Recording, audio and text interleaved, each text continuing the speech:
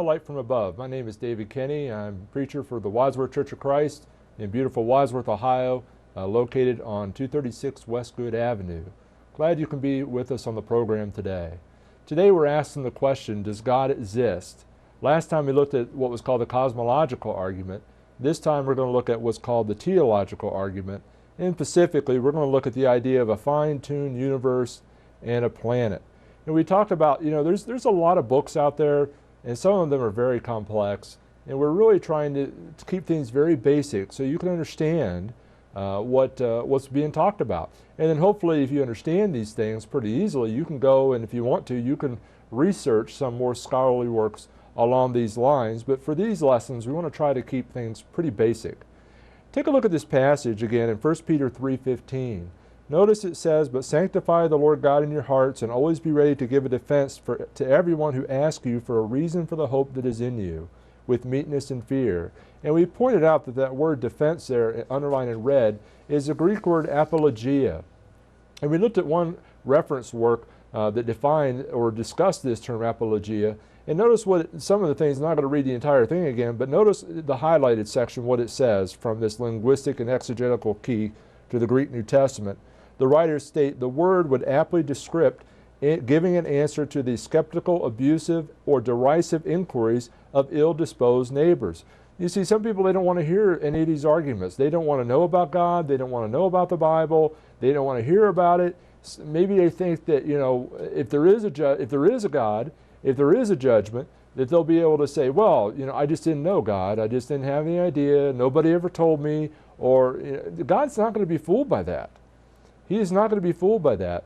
And before you pass from this earth, you will have wished that you looked at the evidence. I mean, you make whatever decision you want to make. That's up to you. A Christian's responsibility is to present the evidence, not force people to believe it. It's up to you to look at the evidence and examine it and make a decision for yourself. But realize, with that decision, you're going to stand before God to give an account for it. And if you think that you're going to be able to claim ignorance or you didn't have time or whatever, keep in mind, you can fool your boss with that stuff maybe, but you're not going to be able to fool God. And that's something you need to be honest with yourself, because there is going to be a quiz at the end of our life, and we're going to give an answer for what we've done. And we also point out, the Bible is one of the best evidence for the existence of God. And even though we're not really going to be talking about that specifically as far as it being evidence, since we've already had a series of lessons on that fairly recently, I want you to remind yourself the Bible is evidence of a divine mind, and that divine mind is God. So don't forget about that. But we're going to look at some other evidences outside of the Bible that we can use. And one of those is called the teleological argument. Let me ask you a question. I brought in this watch. This is my grandfather's watch. This is his pocket watch. His name was Otto Everett Saffel. He passed away in July of 1991. He was a superintendent of streets in Woodsfield, Ohio. He was a very hard worker. He worked very hard. Matter of fact, he would expect his crew to work hard, and sometimes they didn't like that too much, but he didn't expect them to work hard without him right there working as well. If he had them work hard, he was right there with the shovel, or he was right there with the broom, or whatever they happened to be doing. But let me ask you, if you look at this watch here, did someone make this watch? Look at these characteristics. It's old. It's a pocket watch. This is a photograph of it. It's made by Elgin. It has a second hand at the bottom of the face in the number 6 position to measure the seconds of each minute of each hour. It's made of gold with gold-colored face, with black bold-faced numbers and markings of the minutes between each of the numbers, tracking both the minutes of the hour and the hours of the day. And on the back it has his initials engraved in it. Now, suppose that you happen to come across this watch, and you may not know much about it, but hopefully if you come across this watch, you'll give it back to me because I misplaced it. Hopefully I don't do that. But you examine its features, and you may wind it, because you say, well, it has to wind. You make sure it keeps time. You notice the manufacturer's name is Elgin. You realize from the initials on the back that somebody owned it before, so there's somebody owned it.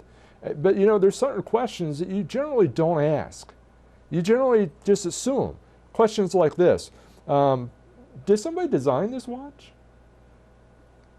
did somebody make this watch? Did this watch just materialize out of nowhere? Or was this watch, did it evolve from something else? Maybe a rock or something like that? Maybe this watch evolved from something? Could that be? I mean, we don't even think about those questions. Evolutionists would tell you things like, well, given enough time, they always want to throw time into the equation. You take note of that. First, when I was in school, it seems like it was millions of years, and then it's billions of years. They can throw all the time they want to at their theory, but it doesn't help them. And we can see that with the idea of the teleological argument. Now, this watchmaker analogy, that was really popularized by a guy by the name of William Paley. And he made the argument in his book called Natural Theology, or Evidence of the Existence and Attributes of Deity. And he's not the original person of this argument, but he's generally the one looked at as the one who made it very popular. And he talks about going through the woods, and maybe you stumble upon a rock. And you might think, well, that's pretty old. But then you come across a watch.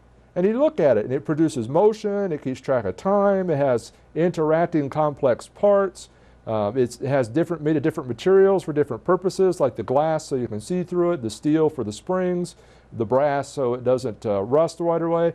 And he makes this statement about that after describing in detail this watch. He said, the inference, we think, is inevitable, that the watch must have had a maker, that there must have existed at some time and at some place or other an artificer or artificers who formed it for the purpose which we actually to answer, who comprehended its construction and designed its use. And that's the watchmaker analogy.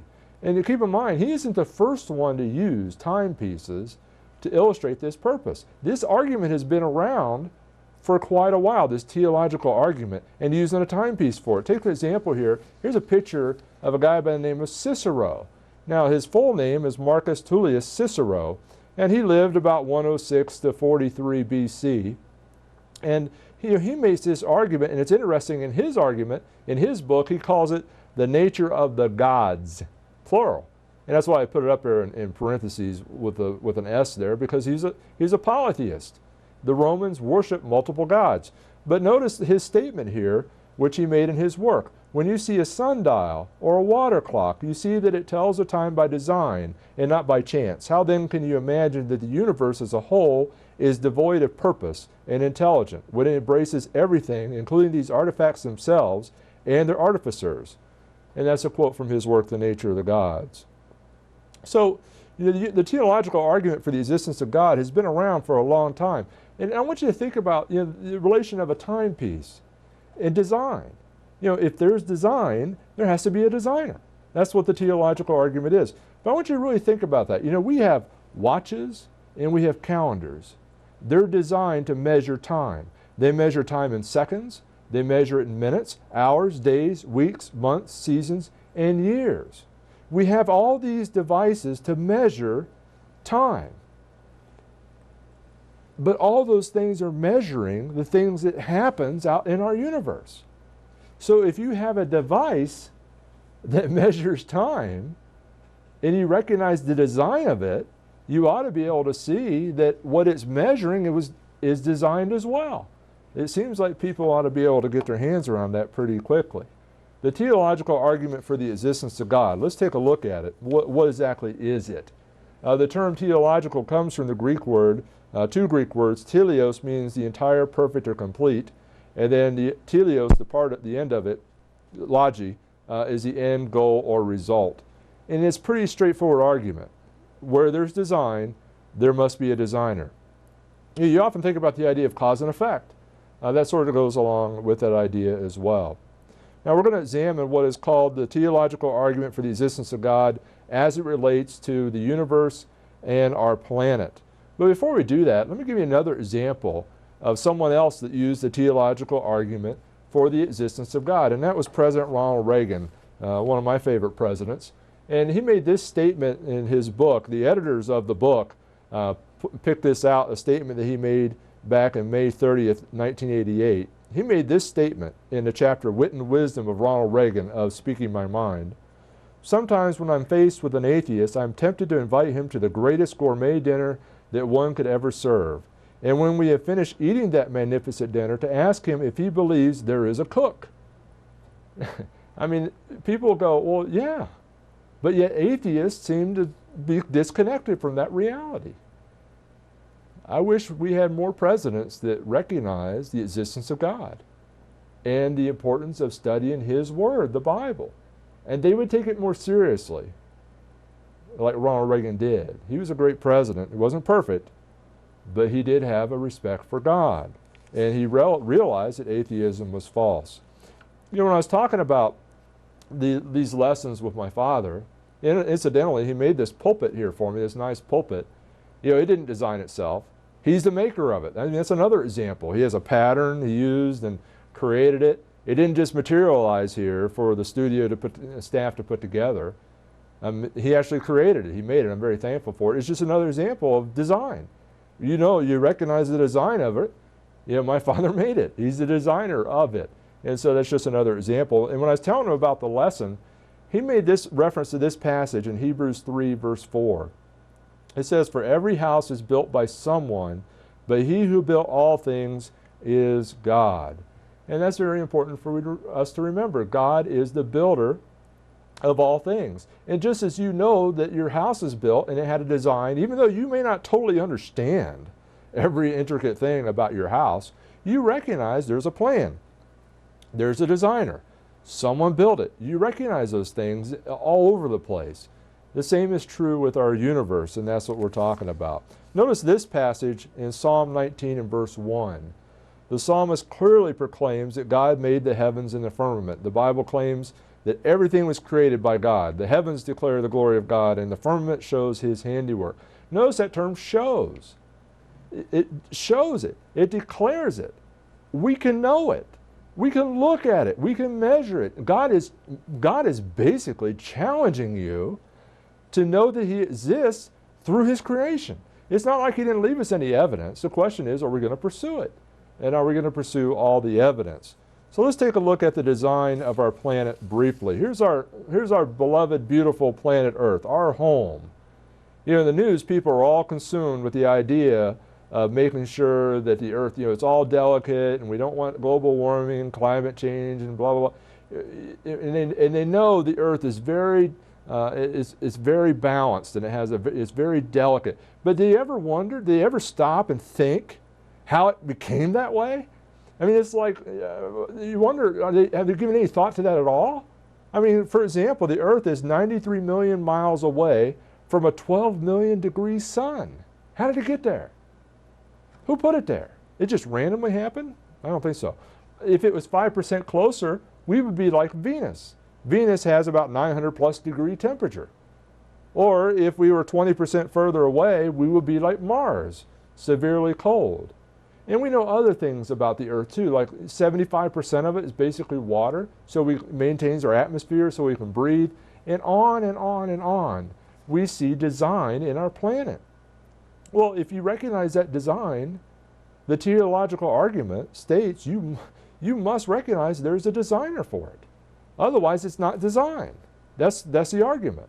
And it's pretty straightforward. There's a real powerful video that I recommend to you that you look at. It's called The Privileged Planet, How Our Place in the Cosmos is Designed for Discovery. And it's a very fascinating video. I'd like to show it, but I don't have the time to do that. But I encourage you to get that video. A friend of mine recommended it to me, and I've watched it a couple of times. It's fascinating to watch. But they debate two basic views of the universe and the Earth. One they call the principle of mediocrity. The idea that, you know, the Earth's here, you know, there's nothing special about it. It's like Carl Sagan called it, that pale blue dot. There's really nothing particular about it. And if you had the ability to go out throughout the universe, you'd find all kinds of Earths like ours. If you had the ability to travel throughout the universe, you would find that. I mean, take a look at Star Trek, for example. Star Trek, I don't know if you ever realized it or not. You know, when I was a kid growing up, I'd watch it and I enjoy it, and I still do. I still enjoy the program, science fiction. But it's heavy on the fiction, real heavy on the fiction. You know, it's really saturated with with evolutionary thought. And you can see it, several episodes, they believe in evolution. Well, that's sort of the idea of the principle of mediocrity. You know, if we can find the right variables, we'll find Earths all over the place. And then you have the argument that the video makes, the principle of privilege, holds that the earth is in a special position. It's privileged. It's privileged because it has all these designs. It's fine-tuned to be able not only to support life, but to support the discovery of the universe. And that's important to note. So in this video, they argue or discuss these two views of the universe and our planet, the privileged planet, how our place in the cosmos is designed for discovery. I really recommend you watch that. Have you heard the statement, the fine-tuning of the universe argument is based on the teleological argument? Maybe you've read something called the rare earth hypothesis. The rare earth hypothesis was from a book from Peter Ward and also a Donald Brownlee. Ward was a geologist and a paleontologist. Brownlee was an astronomer and an astrobiologist, and they wrote a book called The Rare Earth, Why Complex Life is Uncommon in the Universe. And the writers explore numerous factors that are required to support life on a planet. And it's interesting that, you know, as the different factors increase, the odds of finding life somewhere else is very difficult. It becomes more and more difficult. And that's their hypothesis, the rare earth hypothesis. And then in 2001, astronomers Gonzalez and Brownlee put forth a theory they called the galactic habitable zone. And I really found that fascinating. And what they did was they not only looked at the Earth and all the properties that were, you know, for life to exist on the Earth, but they also looked at the universe and how the universe impacts the Earth as well, and says, okay, we have to have these factors in a line. For example, they listed 20 factors. I'll just give you a few of them. Correct location in the galaxy, not too close to the center with a black hole and not too far away from supernovas. Supernovas that would disrupt your life real quickly. The correct distance from a sun, we talked about that. The correct type of sun, you want a sun that's not too hot or too cold. One that's protected by surrounding planets from comets and other dangers. You know, meteors, we've heard about that in the news lately. You want a moon to stabilize the tilt of the planet on its axis. You want it to be a terrestrial planet. You want to have plate tectonic activity, a magnetic field, oxygen-rich atmosphere, and liquid water, and all those things. You know, in the news, they'll come up and they say, we think we found water on Mars. And they're all excited about it. And they're like, oh, this proves that if life existed on Mars, it could exist everywhere else. And if it existed on Mars and exists on everywhere else, it evolved. And if it evolved, there is no God. I mean, that's exactly what they're trying to say. But you know what? Even if they found water on Mars, that's only one. That's only one of the variables. Life could not live on Mars without significant investment in equipment and things like that. One may find any of these ingredients, water, you know, sun not too hot. You could find all these 20 different things individually, but that's not enough. You have to find all these different characteristics simultaneously. That's important to note. See, when all these variables to support life on a planet are all added up, the Earth is very rare. And these two scientists, they named their theory the galactic habitable zone. And they estimated basically the odds, the probability of finding them simultaneously to be 1 to the 10 to the negative 15th power. Now that's 1 in 1,000 trillionths, I think. I mean, that's a huge number. And when you think about the number of stars that we think there is, which is about 100 billion, you start to realize, when you start doing the math and probability, which we're not going to do on this program, you really come to the realization Earth is rare. Life on Earth is privileged. How do we get here? Who fine-tuned all this so we could live here? And not just live here, but put us in this position of the galaxy that we can enjoy our lives and the safety thereof. And that's important that we keep in mind. You know, this idea of fine-tuning, you know, you can't let it go to chance. For example, Robin Collins in the work The Case for the Creator by Lee Strobel, he points out that the fine-tuning of our planet and the universe, you can't just leave it to chance. He has some information about Collins. He triple majored in applied mathematics, physics, and philosophy at Washington State. He graduated summa cum laude with a 3.93 GPA. He started a master's degree at the University of Texas in Austin. He was majoring in theoretical physics, but he decided to go ahead and get his doctorate, and he graduated with the highest honors for the defense of his dissertation. Incidentally, his dissertation was called Epistemological Issues in the Scientific Realism/Anti-Realism Debate, an Analysis and a Proposal. Don't make me read that twice, please. But notice what he makes this statement in Strobel's book. Over the past 30 years or so, scientists have discovered that just about everything about the basic structure of the universe is balanced on a razor's edge for life to exist. And notice what he says. The coincidences are far too fantastic to attribute to this to mere chance or to claim that it needs no explanation. What's he saying? Things are too fine-tuned in the earth and the universe to think that it's by chance. And you've got to explain it. You can't dismiss it. It's not just randomness, it's by design. And where that design is, that's not by chance, there has to be a designer. And that's clear. It's clear. That's the teleological argument. Let's take a look at, what the implications are. Some people say, give me some persuasive evidence. That wouldn't persuade anybody. Well, it persuaded Anthony Flew. Anthony Flew was a devout atheist. He was so sure in his confidence of atheism that he had agreed to debate Thomas B. Warren. Thomas Warren was a Christian. He debated him in 1976. And Flew was so adamant in his atheism, he affirmed there is no God. Atheists generally don't do that. They generally want to be in the negative and make the Christian prove there's a God, and then they'll criticize what they put forward. But as I stated, Flew was an atheist, but I don't use that term in the past tense because he died. He did die April 8, 2010. But before he passed away, he changed his mind. He changed his mind, and he put out a book explaining his change of mind. And the book is called, it went from there is no God, he scratched out the word no and wrote there is a God. He changed his position from atheism to one that resembles deism. He basically affirms the same position that Albert Einstein did. Remember in the last program we pointed out Albert Einstein denied being an atheist. He denied it. He believed in what was called Spinoza's God. Now that's not the God of the Bible, but he denied being an atheist in very unequivocal terms. That's important to note. But in one of the sections of the book, Flew makes this statement in the book, in the chapter, Did the Universe Know We Were Coming? He makes this statement. Some have said that the laws of nature are simply accidental results of the way the universe cooled after the Big Bang. But even such accidents can be regarded as secondary manifestations of deeper laws governing the ensemble of the universes. Again, even the evolution of the laws of nature and the changes to the constants follow certain laws. We're still left with the question of how these deeper laws originated. No matter how far you push back the properties of the universe as somehow emergent, their very emergence has to follow certain prior laws.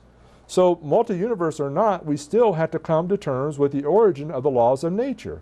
And the only viable explanation here is the divine mind. Now, you might say, well, this, every once in a while, atheists aren't persuaded by this. Flew was. And Flew was, you may not recognize the name Anthony Flew, but if you lived during a period when he was alive and you were in hot and heavy into the atheism, theism debate, he was at the top of the list of the atheists. And he changed his mind. Oh, he didn't become a Christian. I'm not trying to misrepresent him here. He became what he called a mortalist, but he denied atheism. What prompted him to do that? What prompted him to change his mind? Unfortunately, Anthony Flew ran out of time. He ran out of time to pursue all the evidence. Incidentally, in the last chapter of his book, or towards the end of his book, he allows a friend to put an article in there, The Defense for the Resurrection of Jesus Christ. But he ran out of time. Friends, don't make that mistake. We know that there is a God. We know that he designed the universe. And we know the Bible is his word. Thanks for watching our program today. We'd like to take a moment and review this roadmap to heaven with you since the matter is so serious. There are many incorrect set of directions out there, and sadly so many people are following them. For example, some people have been given wrong turns. They believe things such as faith only, works only, or grace only. Or some attempt to change the order of the turns, being baptized before they even believe. Some people fail to realize what point they are on the map. Don't even open their Bibles yet, and they think they're saved already. As a person travels in a car or takes a hike, it has to follow the proper directions, so we must follow the proper directions to heaven. Let's take a look at the directions on our roadmap to heaven here. You have to look at these passages in your Bible for yourself. We'll just list the steps, the turns on the way. First is to believe or to have faith. And then number 2, to repent, to turn away from sin. Number 3 is to confess that Jesus is the Son of God. Number 4 is immersion, or to be baptized, which is a burial in water to have your sins washed away. And then you're added to the church by the Lord, not by a group of people, or not by giving some kind of testimonial experience or things like that. And then once you're added, you need to serve and worship the Lord faithfully all the days of your life. And the key word's faithfully. You don't waver. And that's very important. We need to keep in mind, too, that in Noah's day there was a big flood, and only people in the ark were saved from the flood. The same is true today. There is no salvation outside the Lord's church. Where are you on the roadmap to heaven? Thanks for watching our program. Please let us know if we can assist you with further information for your journey. In this world we have our troubles. Satan scarcely must evade.